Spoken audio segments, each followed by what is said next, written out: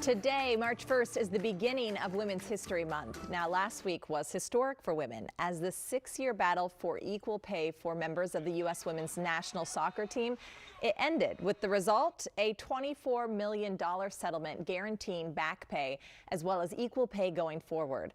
I talked to Kim Crowder about how this victory fits into a much larger picture of equal pay for women in all industries. Kim, what an exciting time as U.S. soccer team, the women's team, is now getting equal pay. Why did it take this long, though? Yeah, I think that is a fair question about why it took this long. And I think our answer is that societal norms has in general said that it is okay to pay women less for equal work.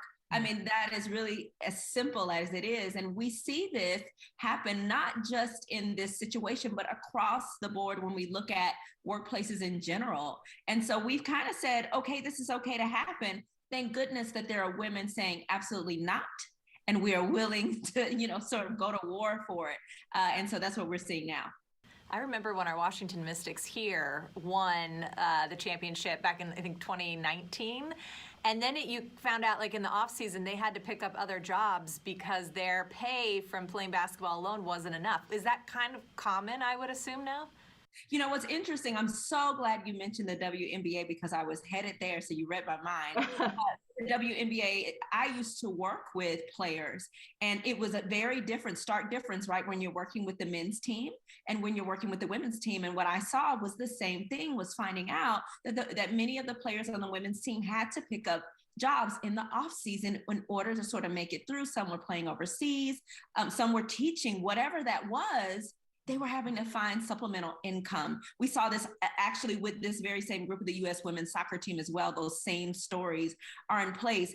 There is a piece of me that wonders around this is, with the WNBA, many of those faces are Black and brown women. And so the difference with the U.S. women's soccer team is that the faces who sort of ran this were white women.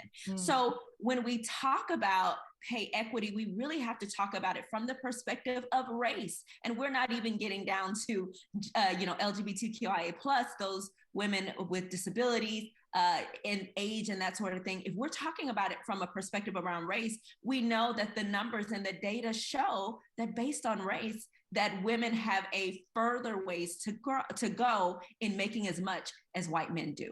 As we are kicking off Women's History Month, do you think come next year at this time, I'm going to say, Kim, can we do another interview together and we'll be having the same conversation? Or do you think we're going to continue to make progress? Oh, gosh, that is such a big question, right? And here's why that question is so big, is because right now, our sort of society is dealing with 400 years of history that we are reckoning with right now. And so would I say that in a year that we're going to take care of 400 years, of things? I can't honestly say that. I don't even know if it's going to happen in my lifetime, but here's what I know is that every step forward is progress. And so my hope is that as we, hopefully we are talking next year, but next year we are talking about progress around this. Maybe we're not talking about the thing, everything solved, but we can at least pinpoint ways in which we've seen this move forward. And to see that progress, Kim says we need help from all genders and everyone of all backgrounds.